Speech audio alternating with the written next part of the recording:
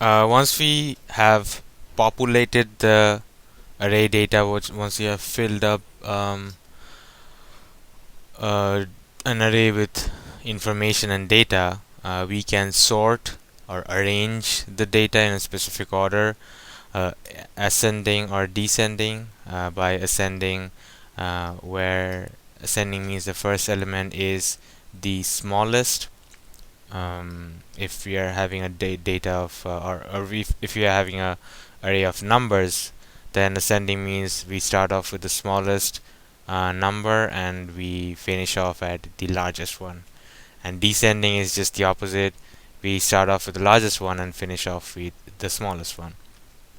Now, that's for numbers. If we have strings, then we sort by uh, alphabetically alphabetically for ascending, and if you're doing descending, then it starts off in the reverse alphabetical order. So if you have a Z that's like has top priority, it's the first one, and anything with the A get shifted right at the bottom.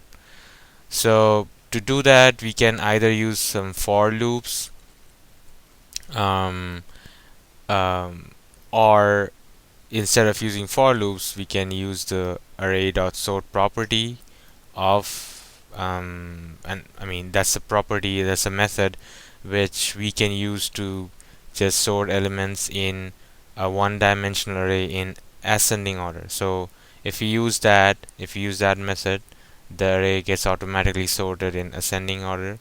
And if we instead want in descending order, we just first sort all the elements in ascending order and then use array.reverse method to have it in descending order. So the first item in ascending order gets shifted to the last, and the last gets shifted to the first. So here's an example of such stuff basically. So how to sort ascending and descendingly.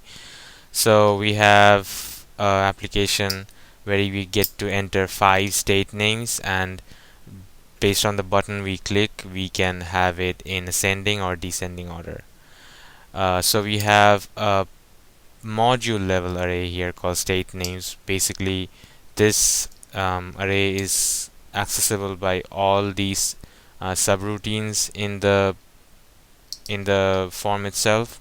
So every subroutine or function has access to the elements inside the state names array. And then we have an enter button, which when clicked will pop up an input box where we get to put in a state name each time, and so it will ask for 5 state names one by one. And then once that happens, then we can click the ascending sort button, and it will first sort the array in ascending order and then display each element of the array in a label. And if we click the descending button, then it just sorts it in ascending order, reverses that order, and then displays it in a label.